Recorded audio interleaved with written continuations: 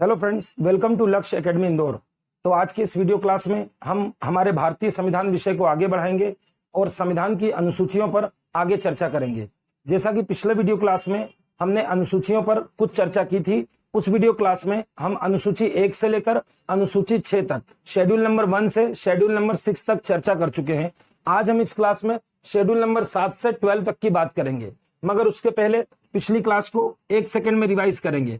अनुसूची 1 पढ़ा था आपने, अनुसूची 2 पढ़ा था, अनुसूची 3, अनुसूची 4, 5 और अनुसूची 6। क्या क्या पढ़ा था याद करिए। इसमें मैंने बताया था, इसमें राज्य के बारे में है और यूनियन टेरिटरी यानी केंद्र शासित प्रदेश, भारत के 28 राज्य और 8 केंद्र शासित प्रदेश के बारे में बात की गई थी। अनुसूची 2 में मैंने आपको बताया था, एक शब्द याद रखेंगे, पैसा।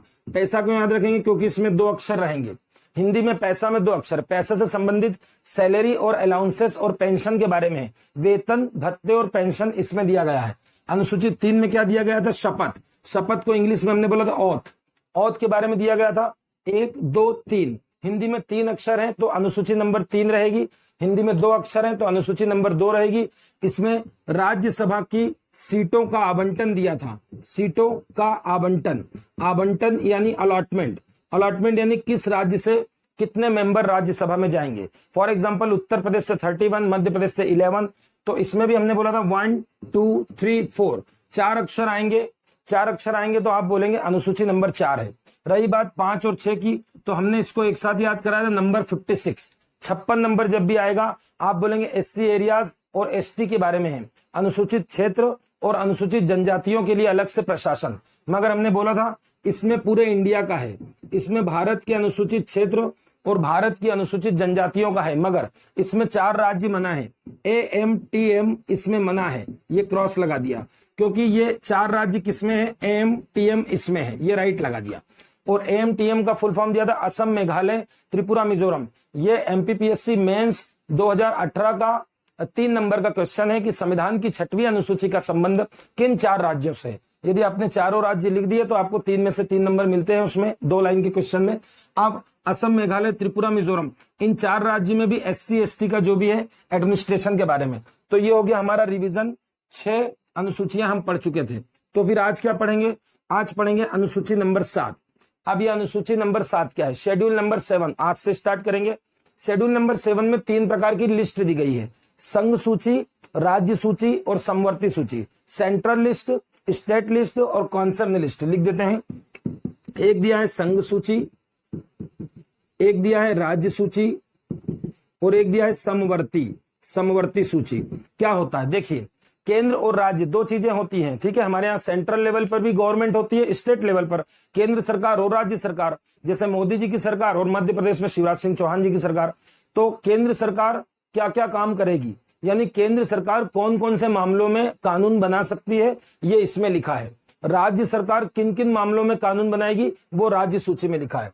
तो संघ सूची में जो विषय रखे जाते हैं, इसमें जो भी सब्जेक्ट्स रखे जाते हैं, उस पर केंद्र सरकार कानून बनाती है। और केंद्र सरकार कानून कहां बनाती है? संसद में बनता है। और राज्य सूची में जो विषय रखे जाते हैं, उस पर राज्य सरकारें कानून बनाती हैं। और वो कहां बनाती है? विधान मंडल में बनाती है। अब दूसरी बात, अब पहली बात तो ये कि केंद्र सरकार किन विषय पर कानून बनाती है। तो देखिए 100 विषय उनको अभी दिए गए, 100 सब्जेक्ट्स, ठीक है। अब 100 विषय में जो महत्वपूर्ण विषय जो केंद्र सरकार को दिए गए, जैसे फॉर एग्जाम्पल एक्सटर्नल सिक्योरिटी यानी बाहरी सुरक्षा। बाहरी सुरक्षा यानी पाकिस्तान से, चाइना से वॉर होता है, अटैक होता है, तो ये केंद्र की जवाबदारी है, मोदी जी की जवाबदारी है, ठीक है। उस पर कानून बनाए, उस पर डिसीजन ले।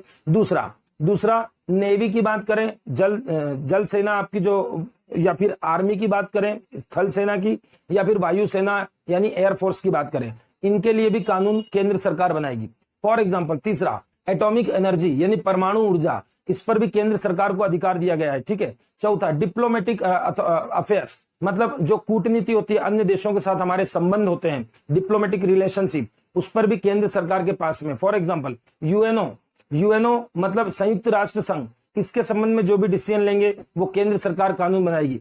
इसके अलावा हम बात कर सकते हैं समुद्र में या एयर में, यहाँ पर जो हमारे देश के विरोध में जो भी एक्टिविटीज हो रही, आतंकवादी गतिविधियां, इन पर कानून केंद्र सरकार बनाएगी।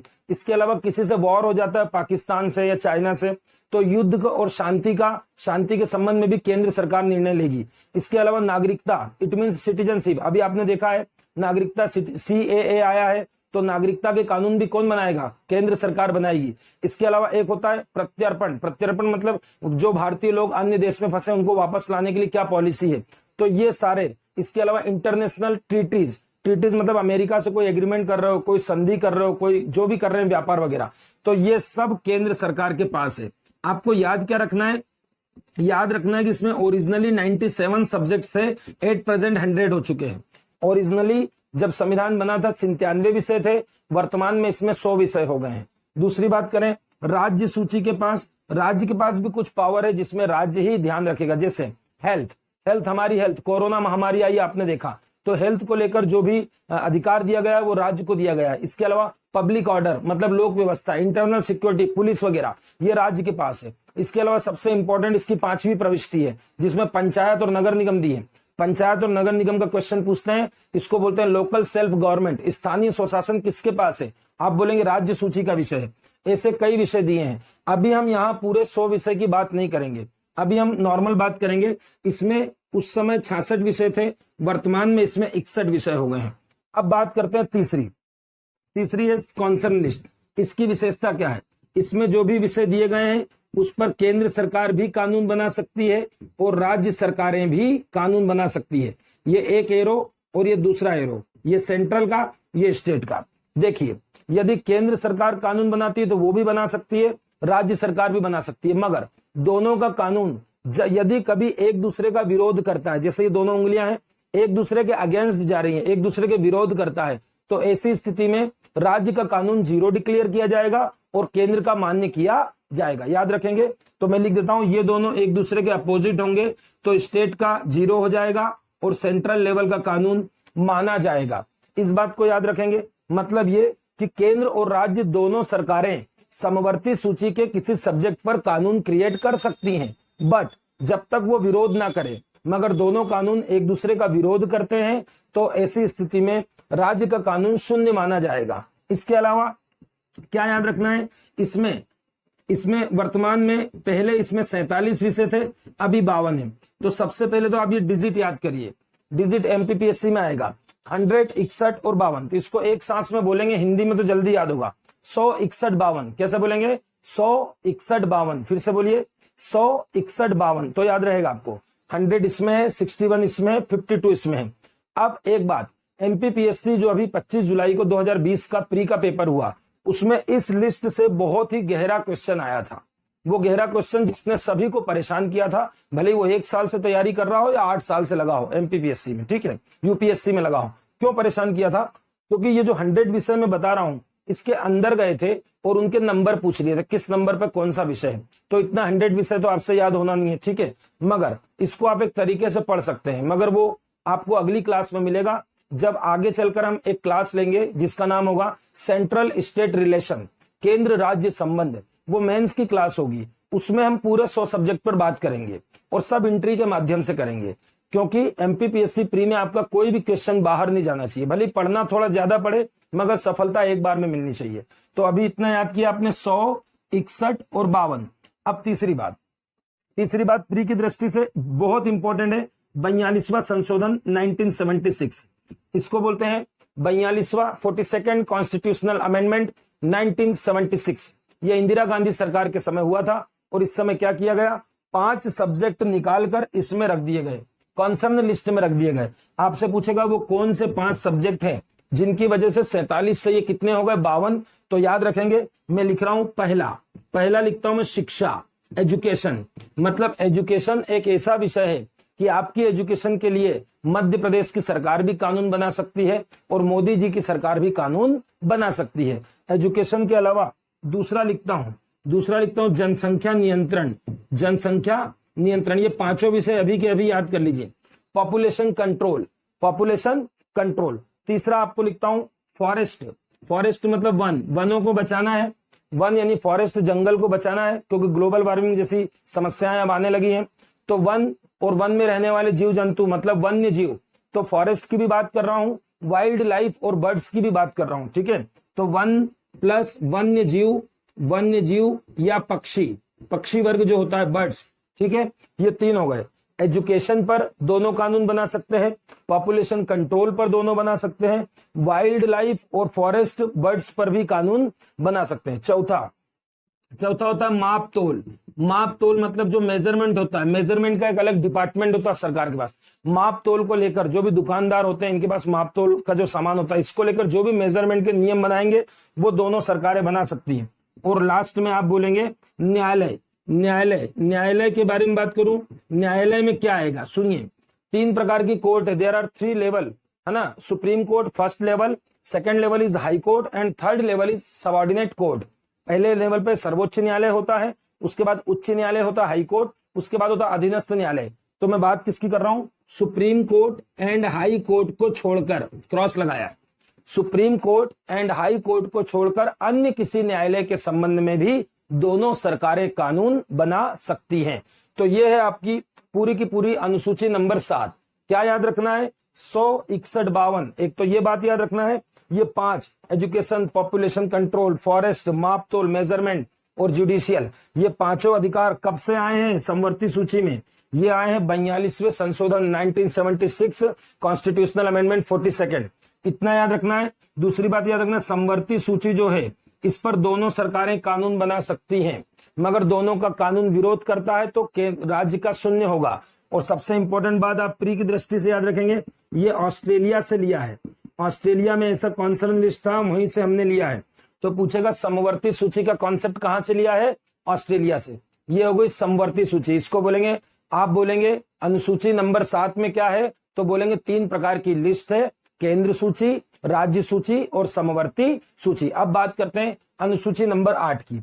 अनुसूची नंबर 8 में आप जानते हैं कि इसमें भाषाओं के बारे में दिया गया है। काय के बारे में, भाषा। जैसे भारत में बहुत सारी भाषाएं बोली जाती हैं, आपको मालूम है भारत जो है वो कदम कदम पर भाषाएं चेंज होती है, कहीं मलयालम, कहीं तेलुगु, कहीं कन्नड़, कहीं मराठी, कहीं गुजराती, कहीं बंगला, कहीं असमिया, कहीं कश्मीरी, कहीं सिंधी, कहीं उर्दू, हर प्रकार की भाषाएं भारत में बोली जाती है। इसीलिए हम भारत को बोलते हैं, भारत जो है वो लैंग्वेज डाइवर्सिटी वाला कंट्री है। भारत जो है वो भाषाई विविधता वाला देश है। हम तो हिंदी बोल रहे हैं, हिंदी के कितने राज्य हैं, 10 राज्य हैं, ठीक है, मगर बाकी राज्य तो हिंदी नहीं समझते हैं, कन्नड़ समझते हैं, तेलुगु समझते हैं। तो हर व्यक्ति की भाषा को बचाना पड़ेगा, नहीं तो भाषा क्या होगी, धीरे धीरे लोग इसको बोलना बंद कर देंगे, उनकी लिपि समाप्त हो जाएगी, भाषा समाप्त हो जाएगी। इसलिए भाषाओं को संरक्षण देना अंबेडकर जी के सामने एक बहुत बड़ा चैलेंज था। इसलिए उन्होंने भाषाओं के लिए एक अलग से चैप्टर ही बनाया है ना। संविधान में एक चैप्टर है, चैप्टर नंबर 17, अध्याय नंबर जो 17 है वो पूरा भाषाओं पर ही बना है ना। उसमें राजभाषा क्या होती है, सारी चीजें लिखी गई है, ऑफिशियल लैंग्वेज 343 आर्टिकल वगैरह, तो वो बाद में पढ़ेंगे। अभी तो हम ये बात करेंगे कि हमारे यहाँ 22 भाषाओं को मान्यता प्राप्त है। कितनी भाषाओं को, 22। वो पूछेगा 8वीं अनुसूची में कितनी भाषाएं हैं, तो आप बोलेंगे 22। अब मैं इसको याद कराता हूं, कोशिश करेंगे कि पूरी याद कर लें, ठीक है। तो 22 भाषाओं की बात करने से पहले ये एक बात और याद रखेंगे कि भारत में जो अल्पसंख्यक और बहुसंख्यक होते हैं, जैसे मुस्लिम, जैन, इनको माइनॉरिटीज बोलते हैं आप, ठीक है। तो मैं आपसे पूछता हूं माइनॉरिटीज का आधार क्या है, तो कभी भी आप ये नहीं बोलेंगे कि केवल धर्म के आधार पर। हमारे भारत में सुप्रीम कोर्ट के अकॉर्डिंग भारत में 2 प्रकार से अल्पसंख्यक घोषित किए जाते हैं। एक तो धर्म के आधार पर, फॉर एग्जाम्पल जैन समुदाय, मुस्लिम कम्युनिटी, और दूसरा लैंग्वेज के आधार पर। मतलब भारत में अल्पसंख्यक 2 आधारों पर होते हैं, धार्मिक आधार पर अल्पसंख्यक और भाषाई आधार पर अल्पसंख्यक। मतलब ऐसी कोई भाषा जिसको बोलने वाले बहुत कम हैं तो माइनॉरिटीज मानी जाती हैं, ठीक है ना, लैंग्वेज के बेस पर। तो आगे चलते हैं, अब शुरू करते हैं। 8वीं अनुसूची में टोटल कितनी भाषाएं हैं, 22। अब सबसे पहला क्वेश्चन आएगा, पहले कितनी थी, 14 थी। जब संविधान बना था तब कितनी भाषाएं थी, 14। अब 14 से 22 कैसा हुआ, इसको मैं कोशिश करूंगा पूरा रटवाने की, पूरा याद करेंगे, ठीक है, क्योंकि इसमें से क्वेश्चन ही क्वेश्चन निकलेंगे। शुरू कर रहा हूं। सबसे पहले 21वां संशोधन किया गया 1967 में। इसको मैं संशोधन के लिए डायग्राम बनाता हूं, ये मेरे मन से बनाता हूं मैं। 21वां संशोधन 1967, इसके माध्यम से सिंधी को इसमें जोड़ दिया गया। कौन सी भाषा जोड़ी गई, सिंधी। तो ये लिख दिया सर ने, सिंधी जोड़ी गई। अब आपको टोटल मिल गई, टोटल कितनी हो गई है 15, 14 और एक सिंधी जुड़ गई तो कितनी हो गई 15, एक तो याद हो गई आपको। फिर आगे चलिए, फिर दूसरा अमेंडमेंट हुआ 71 कॉन्स्टिट्यूशनल अमेंडमेंट 1992, 71 कॉन्स्टिट्यूशनल अमेंडमेंट 1992, इसमें MKN जोड़ा गया है। तो आप याद रखेंगे तीनों को याद रखेंगे, एक बार बोलेंगे, दो बार, मणिपुरी, कोंकणी और नेपाली। बोलिए एक बार, मणिपुरी, कोंकणी और नेपाली। फिर से बोलिए, मणिपुरी, कोंकणी और नेपाली। इसको याद कैसे करेंगे, मुकेश कुमार नागर, ऐसा नाम बना लीजिए कुछ भी, मुकेश कुमार नागर, तो याद हो जाएगा। मुकेश कुमार नागर फुल फॉर्म कर लेंगे, मणिपुरी, कोंकणी और नेपाली। ये तीन और आ गई, 15 और 3 कितनी हो गई 18। लिख देता हूं शॉर्ट में, वैसे तो याद हो गया होगा। मणिपुरी 1, कोंकणी 2 और नेपाली 3, ये 3 लैंग्वेज हो गई, ये हो गई टोटल 18। अब आगे चलते हैं।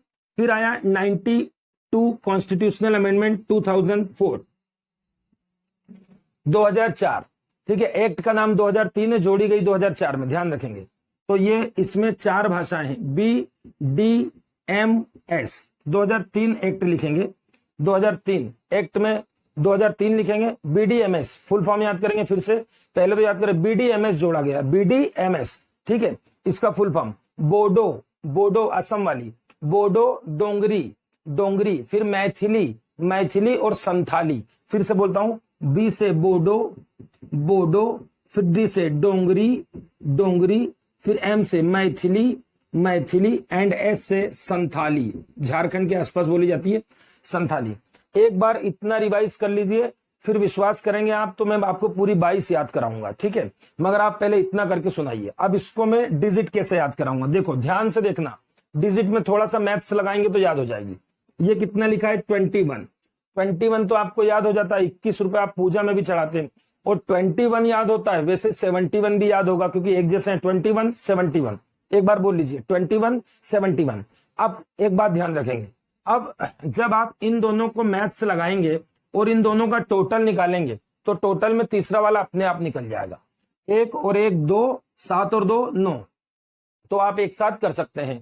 21 आपको एक याद होना चाहिए, 21 के बाद 71, एक जैसा ही है, 21 71, दोनों की टोटल 92। तो ये तीनों के अमेंडमेंट याद हो गए होंगे। 21 71 92, हिंदी वाले ऐसे बोलेंगे 21 71 92, 21 71 92, 21 और 71 की टोटल करेंगे तो वही आएगा। अब ईयर की बात करूं तो ईयर मैंने इस पे बॉक्स बना दिया, सिर्फ ये वाला ईयर आप याद कर लीजिए। एक ही ईयर याद करना है, 1967 याद हो गया होगा, एक तो याद करना पड़ेगा। अब दूसरा वाला ईयर कैसे निकालेंगे, ध्यान से, जब इन दोनों को जोड़ देंगे तो तीसरा वाला अमेंडमेंट आ जाएगा। उसी प्रकार जब इन दोनों को जोड़ देंगे तो दूसरा वाला ईयर भी आ जाएगा। ध्यान से देखिए, इन दोनों को जोड़कर मैं दूसरा वाला ईयर निकाल लूंगा और इन दोनों को जोड़कर मैं दूसरा वाला तीसरा वाला अमेंडमेंट भी निकाल लूंगा। और ये वाला 2003 है और 2004 भी मिलता है किताबों में क्योंकि 2004 से जोड़ी गई, तो उसको ऐसे याद कर सकता हूं, भाषाएं हैं 4 इसीलिए जोड़ी गई सन 2004, मगर एक्ट में लिखा जाएगा 2003। तो दोनों बातों का याद रखेंगे। फिर से बोल रहे हैं 21 71 92 ये याद किया, 67 एक ईयर याद किया, दोनों की टोटल तीसरा अमेंडमेंट बनेगा, दोनों की टोटल दूसरे का ईयर बनेगा, 4 भाषाएं हैं 2004 बनेगा। फुल फॉर्म करिए, एक बार सिंधी जोड़ेंगे, उसके बाद मुकेश कुमार नागर, क्या जोड़ेंगे मुकेश कुमार नागर, और फिर जोड़ेंगे BDMS। एक बार बोल लीजिए BDMS, फुल फॉर्म करिए, बोडो डोंगरी मैथिली संथाली। बोलिए बोडो डोंगरी मैथिली और संथाली। अब आप जोड़िए इसको, ये हो गई 14 के बाद 15 18 और ये 18 और 4 कितनी हो गई 22। ये आपको याद हो गई पूरी 22 भाषाएं। अब आप 14 से 22 तक चले गए, मगर होता क्या है, अब क्वेश्चन पेपर कठिन आने लगे हैं, है ना। MPPSC में आपसे 22 में से कोई सी भी पूछ लेते हैं कि बताओ कौन सी लैंग्वेज नहीं है वहां पर, तो आप कंफ्यूज हो जाते हैं, कभी भोजपुरी दे देते हैं, कभी सिंधी दे देते हैं, कभी संस्कृत दे देते हैं। तो क्यों ना हम इसको 5 मिनट और देके 2 मिनट में करा देंगे, हम इसको पूरी 22 ही याद कर लेते हैं। मगर इतना तो हमको याद हो गया, सिंधी लेना है, फिर मुकेश कुमार नागर लेना है, फिर BDMS लेना है, ठीक है। अब चलते हैं, अब कुछ मत करो, सिर्फ नक्शे पे चलो, नक्शे से पूरा याद हो जाएगा। क्योंकि अब आपको याद नहीं करना, सिर्फ आपको ये मालूम होना चाहिए कौन से राज्य में कौन सी भाषा बोली जाती है। ये मैंने बना दिया टेम्परेरी भारत का नक्शा। शुरू हो जाइए, ये भारत का एक राज्य है, ये राज्य आप पहचानते होंगे, इसका नाम केरल है। और केरल में क्या बोली जाती है, मलयालम। ये आपको मालूम होगा, केरल की राज्य की भाषा क्या है? मलयालम। तो मलयालम गिनते चलना, मलयालम एक, ठीक है। इसके सामने कौन है? तमिलनाडु, ये लिख दिया तमिलनाडु, ये लिख दिया केरल। तमिलनाडु में कौन सी बोली जाती है? ये भी आपको मालूम है, तमिल। इसके सामने लिख दिया मैंने आंध्र प्रदेश, और आंध्र प्रदेश में कौन सी भाषा बोलते हैं आपको मालूम है? तेलुगु, क्योंकि तेलुगु भाषा के लिए तो ये लोग लड़े थे, इसलिए इनका आंध्र प्रदेश 1953 में बना था। अगले वीडियो क्लास में हम राज्यों का गठन बताएंगे, उसमें देखना आप, रामुल्लू की मृत्यु हो गई थी, है ना। तेलुगु के लिए लोग लड़े थे काफी दिनों तक। तो ये तेलुगु यहाँ, तमिलनाडु में तमिल, केरल में मलयालम। और ऊपर चलिए, इसके बाद ये राज्य आएगा कर्नाटक, और ये आप जानते हैं कि कर्नाटक में कन्नड़ बोली जाती है। तो साउथ के चार तो ऐसे ही लगा दो, साउथ के चारों राज्य की भाषा ये आपको मालूम होना चाहिए। पीएससी की तैयारी कर रहे हैं, केरल में मलयालम है, कन्नड़ कर्नाटक में है, आंध्रा में तेलुगु है, और तमिल में तमिल है। सिंपल। अब थोड़ा और ऊपर चलेंगे तो ये महाराष्ट्र आ गया। कौन आ गया? महाराष्ट्र। और महाराष्ट्र में आप लोग अच्छे से जानते हैं कि मराठी बोली जाती है। तो ये हो गई 5। नीचे से ऊपर चलते जाएंगे, सब मिल जाएगा, ठीक है। उसके बाद ये आ गया गुजरात, ये हो गई गुजराती, ये हो गई गुजराती, ये भी सिंपल है। सब स्टेट के अकॉर्डिंग चलना, 1 2 3 4, 4 साउथ के, 1 2 3 4, फिर महाराष्ट्र 1 और गुजरात 2। महाराष्ट्र में मराठी, गुजरात में गुजराती, ये होगा 6। अब आप ये बेल्ट छोड़ दीजिए, क्योंकि ये जितने पॉइंट लगा रहा हूं ना, ये पूरा हिंदी का बेल्ट आ गया। इसमें एमपी आ गया, यूपी आ गया, बिहार, तो हिंदी अलग से लेना है, ठीक है। अब अलग से क्या क्या याद रखेंगे? हिंदी है, बिल्कुल है, क्योंकि हिंदी तो सबसे ज्यादा बोली जाती है। एक हिंदी, एक, फिर उसके बाद एक को अलग से याद रख के जाओ, ऐसे ही पास हो जाओगे। संस्कृत भी है 2, और उर्दू भी है, ये तीनों अलग से रटो। हिंदी भी है, हिंदी की मम्मी भी है, हिंदी की माँ यानी मम्मी, मदर कौन है? संस्कृत, तो संस्कृत भी है, और उर्दू भी है। 3 आपने यहां से याद रखी, ये आपको पूरी याद हो चुकी है अमेंडमेंट से 2171-92 से। अब आप ऊपर चलें, ऊपर जब जाएंगे तो सबसे पहले जम्मू कश्मीर लद्दाख मिलेगा, तो जम्मू कश्मीर में आ जाएगी कश्मीरी। बस ऊपर से आपको 2 लेना है, एक ये लेना और एक कोने में ये लेना है, ये है पंजाब। पंजाब में आ जाएगा पंजाबी। तो मैंने कैसे स्टार्ट किया? नीचे से आया हूं, 4 साउथ के स्टेट, फिर गुजरात, महाराष्ट्र, 4 और 2 6, और 2 ऊपर से बिल्कुल नॉर्थ से लेंगे, कश्मीरी कश्मीर की, और पंजाबी पंजाब की। 2 यहां से ले लिए, बस अब 3 यहां से ले लो, काम हो जाएगा। 3 यहां से। पहले तो नॉर्थ ईस्ट के कौन कौन से लोगे? एक तो असम, असम की भाषा है असमिया, असम की क्या है? असमिया। और एक मणिपुर, मणिपुर की मणिपुरी, असम की असमिया, और मणिपुर की मणिपुरी। एक यहां से लेंगे पश्चिम बंगाल, पश्चिम बंगाल की भाषा कौन सी है? बंगाली। कौन सी है? बंगाली।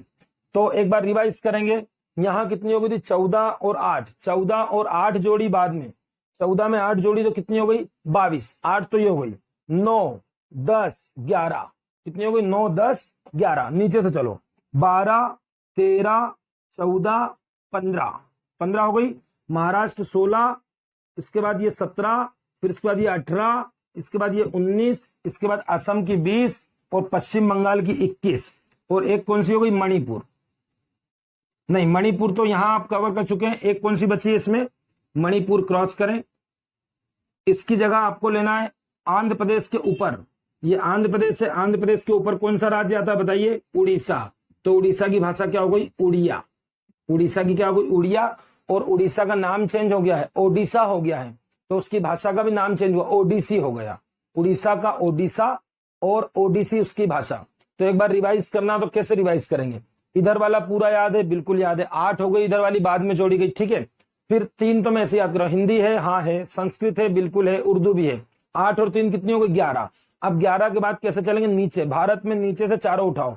इधर केरल मलयालम, तमिल तमिल, तेलुगु आंध्र प्रदेश, कन्नड़ कर्नाटक, 4 हो गए। 11 और 4 कितने हो गए? 15। फिर और ऊपर चलो, महाराष्ट्र मराठी 16, गुजरात गुजराती 17, यहां तक हो गया पूरा नीचे का मामला। अब ऊपर जाओ, ऊपर जाओ, जम्मू कश्मीर में कश्मीरी 18, उसके बाद पंजाब में पंजाबी 19 हो गई। फिर ईस्ट में जाओ, ईस्ट में जाकर 2 को पकड़ो, एक तो बंगाली और एक असमिया, ऐसे याद कर लेना। ए बी, ईस्ट में कौन कौन मिलेंगे? ए बी, ए से असमिया, बी से बंगाली, ठीक है। ये 11, ये आपकी 17 18 19 के बाद एक बार काउंट कर लेना इसको, 8 9 10 11 12 13 14 15 16 17 18 19 20 21, और मैंने लास्ट में बताई उड़ीसा की कौन सी है? उड़िया। जब आंध्र प्रदेश जाएंगे तो उसी के ऊपर उड़ीसा मिल जाएगा। तो स्टेट वाइज याद करिए, कोई बड़ा काम नहीं है। 22 भाषाएं आपको बिल्कुल चुटकी में याद रहना चाहिए। कभी भी किसी एग्जाम में कोई आ जाए कौन सी भाषा नहीं है तो आप तो तत्काल पहचान ले उसको। ये हो गया आपका अनुसूची नंबर 8। ये अनुसूची नंबर 8 में भाषाओं को संरक्षण दिया गया है, क्योंकि भाषाओं को बचाना बहुत जरूरी है। ये हमारे लिए चैलेंज था, अंबेडकर जी के लिए चैलेंज था, क्योंकि भाषाओं को नहीं बचाएंगे तो ये भारत की पहचान है भाषाई विविधता की, धीरे धीरे समाप्त हो जाएगी और भाषाओं का धीरे धीरे विलुप्त हो जाएंगी। इसलिए हर भाषा को संरक्षण देना है, उसकी लिपि को संरक्षण देना है। आप फंडामेंटल राइट्स में, मौलिक अधिकार में भी जाएंगे तो आर्टिकल 29-30 का संबंध इसी से होता है, लगभग 29 का संबंध इसी से होता है। अब आगे चलते हैं, अनुसूची नंबर 9 की बात करते हैं। अनुसूची नंबर 9 में कोई ज्यादा आपको नहीं पढ़ना है, क्योंकि इसके लिए एक लंबी कहानी है, वो हम आपको मौलिक अधिकार के समय सुनाएंगे। अनुसूची नंबर 9 में मैं उसको ऐसे याद कराता हूं। नो मतलब मना कर रहा है। अब किस बात का मना कर रहा है? 9 अनुसूची में बोलता है कि 9वीं अनुसूची में यदि कोई भी सब्जेक्ट आपने डाल दिया, कोई कानून उसके अंदर डाल दिया, उसमें शामिल कर दिया, तो फिर उसको लेकर सुप्रीम कोर्ट कोई नहीं जा सकता।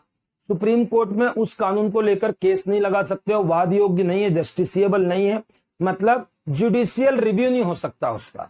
हिंदी में बात करें तो न्यायिक पुनरावलोकन से बाहर है वो। सीधी बात करें तो 9वीं अनुसूची में जो भी कानून शामिल कर दिए जाते हैं उनकी न्यायिक समीक्षा नहीं होती, उनका जुडिशियल रिव्यू नहीं होता। अब आप सोच रहे होंगे ऐसा क्यों हो रहा है सर? कानून का तो समीक्षा होना चाहिए, कोई भी कानून सरकार बनाएगी। वो इसीलिए क्योंकि इसमें भूमि सुधार संबंधित चीजें डालते हैं। लैंड रिफॉर्म, ये लैंड रिफॉर्म क्या है आपको देखना है। लैंड रिफॉर्म के लिए हम आगे चल के समझाएंगे। चकबंदी होता है, हकबंदी होता है, ये सब भूमि को सुधार करना है। क्योंकि हमारे भारत में यदि कोई एक व्यक्तिगत मामला है और एक देश का मामला है, कि देश का हित पहले देखें या किसी बंदे जिसकी जमीन है उसका हित देखें, तो पहले देश का हित देखना होगा। इसीलिए राइट टू प्रॉपर्टी आपने खत्म कर दिया। संपत्ति का अधिकार आपने क्यों खत्म करा? क्योंकि उसमें एक तरफ व्यक्ति का इंटरेस्ट आ रहा है, एक तरफ देश का। तो भैया व्यक्ति इंपॉर्टेंट नहीं है, कंट्री इंपॉर्टेंट है। कंट्री को डेवलप होना है, देश को डेवलप करना है, ठीक है। तो पहला तो ये कि 9वीं अनुसूची जो थी वो पहले संविधान संशोधन से जुड़ी, फर्स्ट कॉन्स्टिट्यूशनल अमेंडमेंट 1951। इसका मतलब आप समझ रहे हैं, यदि संविधान में पहली बार कोई संशोधन हुआ है तो वो 9वीं अनुसूची जोड़ने के लिए हुआ है। 9वीं अनुसूची संविधान में फर्स्ट अमेंडमेंट से जोड़ी गई। संविधान का पहला संविधान संशोधन 1951 में किया गया और 9वीं अनुसूची जोड़ी गई और बोल दिया गया कि इसमें अब जो भी चीजें डालेंगे उसकी न्यायिक समीक्षा नहीं होगी, जुडिशियल रिव्यू नहीं होगा। और फिर पूछते हैं आपसे कि इसमें क्या विषय डाले जाते हैं, तो आप बोलेंगे देश के आर्थिक विकास के लिए, इकोनॉमिकल डेवलपमेंट के लिए हम इसमें भूमि सुधार से संबंधित, लैंड रिफॉर्म से संबंधित कानून को डालते हैं। जैसे किसी व्यक्ति की कितनी उच्चतम सीमा होगी, कितनी जमीन का मालिक होगा, 200 एकड़, 100 एकड़, 500 एकड़, ये सब कानून अलग अलग राज्य में पारित हुए और राज्यों ने किस में डाल दिया? अनुसूची नंबर 9 में डाल दिया। अब यदि इसकी बात करें, इसको अच्छे से समझने की, तो ये मैं कहां समझाऊंगा बता देता हूं। इसके लिए शंकरी प्रसाद का केस, सज्जन सिंह का केस, गोलकनाथ का केस, कई सारे, केशवानंद भारती का केस और उसके बाद वामन राव का केस, ये सारे केसेस की एक स्टोरी चलेगी।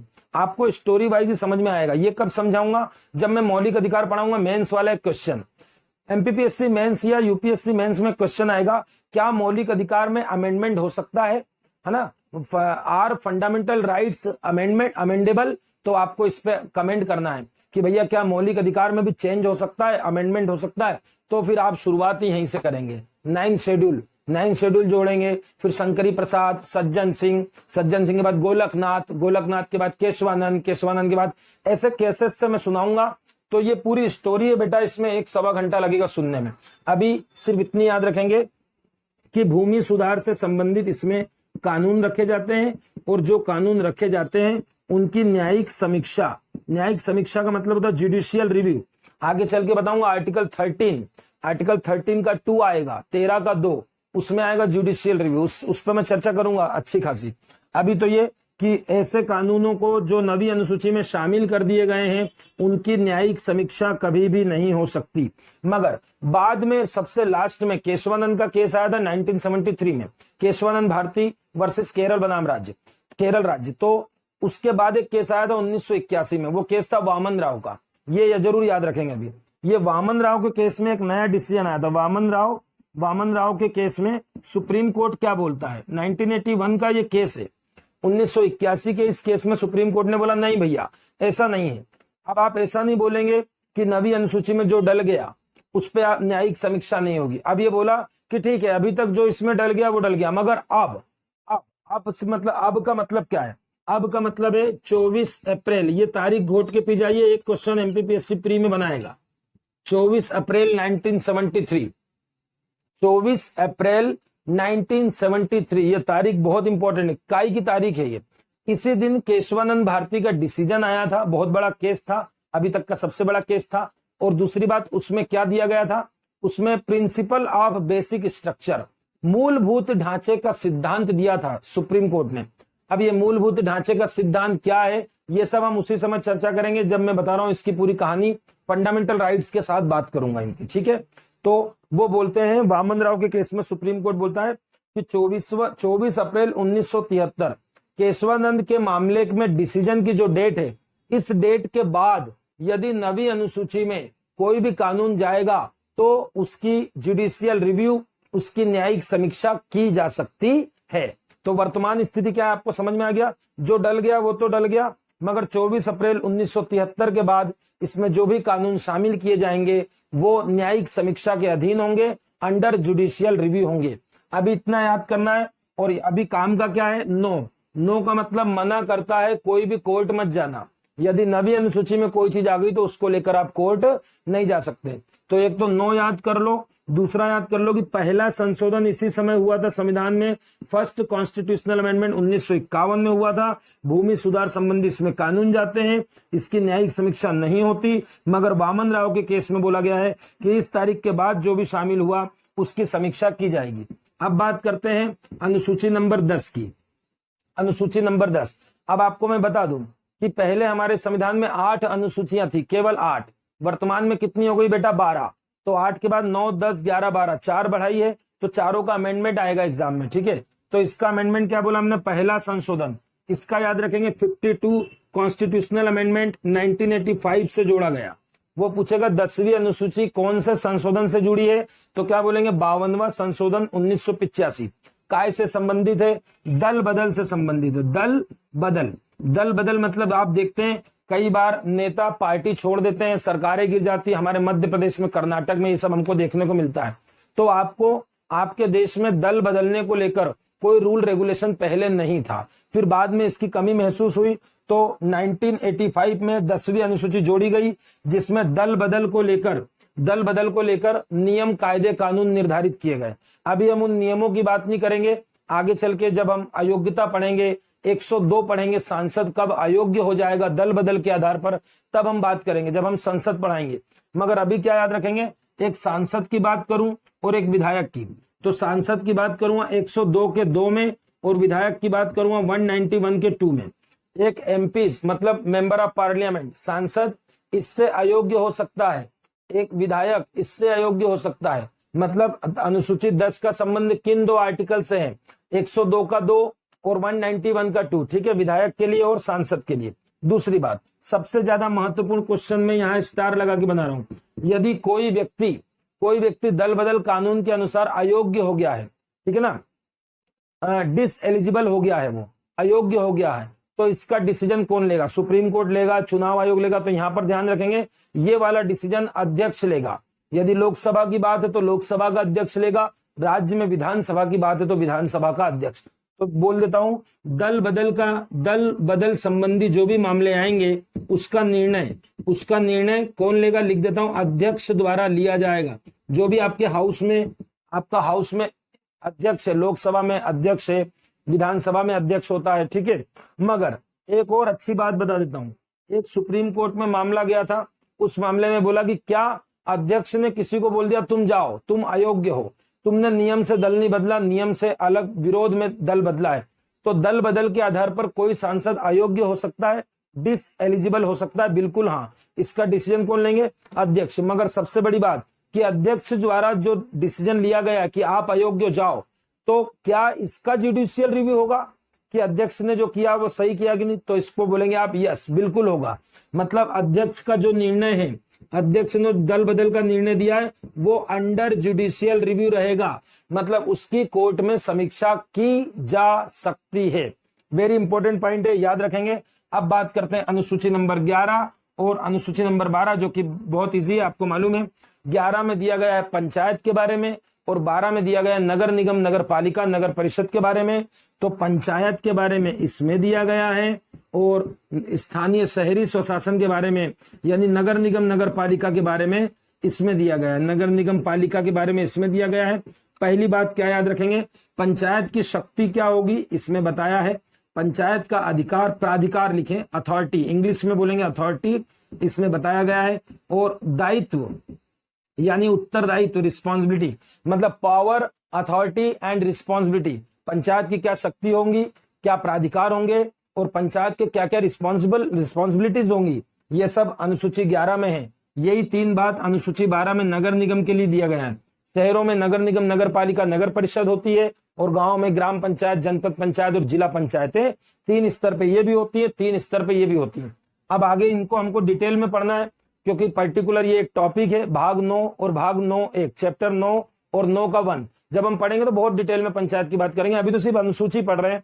तो इसके बाद ये अनुसूची कब जुड़ी आपको मालूम होना चाहिए। 73वें कॉन्स्टिट्यूशनल अमेंडमेंट 1992 से इसको जोड़ा गया और 74वें संविधान संशोधन 1992 से इसको जोड़ा गया। इसमें कई बच्चे गलती करके आते हैं। 73वां संशोधन 1992, इस एक्ट का नाम, एक्ट के नाम में पीछे ईयर हमेशा लिखा रहता है, ध्यान रखना, बिना ईयर के एक्ट नहीं लिखा जाता। 73वां संविधान संशोधन 1992, ये तो इसका नाम है, मगर ये लागू कब से हुआ, 1993 से हुआ। मतलब भारत में पंचायत आई कब से, तो 93 से आई। 24 अप्रैल पंचायत का दिवस है, याद रखेंगे 24 अप्रैल। 24 अप्रैल, ये पंचायत के समय अच्छे से रटवा दूंगा मैं। 24 अप्रैल 1993 से पंचायत पूरे भारत में आ गई और 1 जून 1993 से 1 जून 1993 से नगर निगम, नगर पालिका का प्रशासन पूरे भारत में लागू किया गया। तो ये पंचायत से संबंधित, ये नगर निगम से संबंधित। 73वां संशोधन, 74वां संशोधन। और लास्ट में पंचायत के लिए जो सब्जेक्ट्स हैं वो बहुत पूछता है। तो पंचायत के लिए 29 सब्जेक्ट्स हैं। कितने सब्जेक्ट हैं, 29। 243 का एक आर्टिकल है जी, इसको हम पंचायत जब पढ़ेंगे तो डिटेल पढ़ेंगे। 243 A B C D E F G ऐसा आर्टिकल आएगा, ठीक है। तो ऐसे यहां पर आएगा 243 का W मतलब ये दोनों अभी के लिए इतने याद रखिए, मगर जब हम पंचायत पढ़ेंगे तो पूरा याद कराएंगे।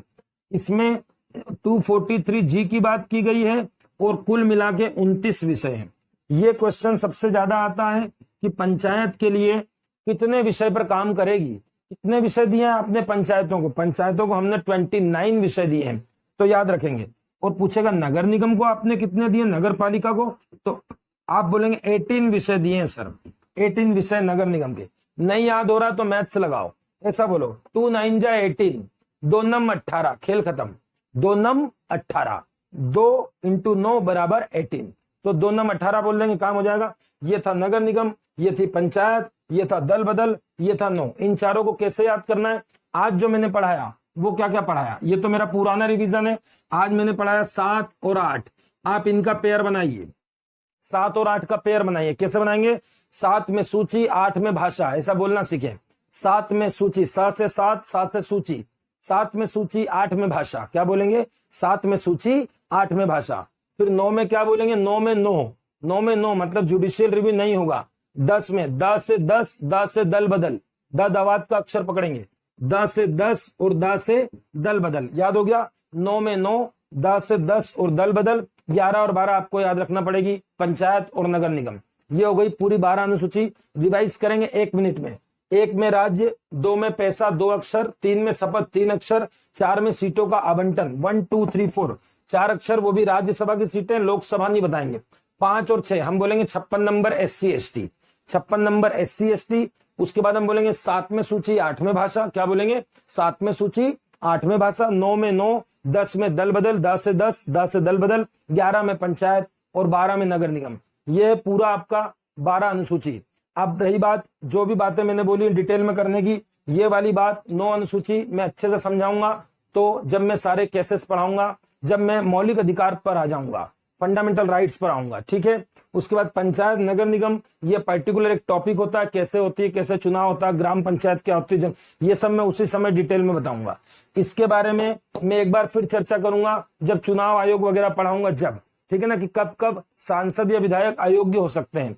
जरूरी नहीं है कि दल बदल से ही अयोग्य हो, कुछ अयोग्यता अलग भी होती है, जैसे जन प्रतिनिधित्व कानून होता है 1951, पीपल रिप्रेजेंटेटिव एक्ट, पीआरए 1951 में भी अयोग्य हो सकता है बंदा, यहां से भी अयोग्य हो सकता है, और प्लस कॉन्स्टिट्यूशन में कुछ अयोग्यता अलग से बताई है। तो इन सब तीन जगह से कोई सांसद अयोग्य होता है, उस समय हम बात करेंगे जब हम पार्लियामेंट पढ़ाएंगे, इनको हम अलग से पढ़ेंगे।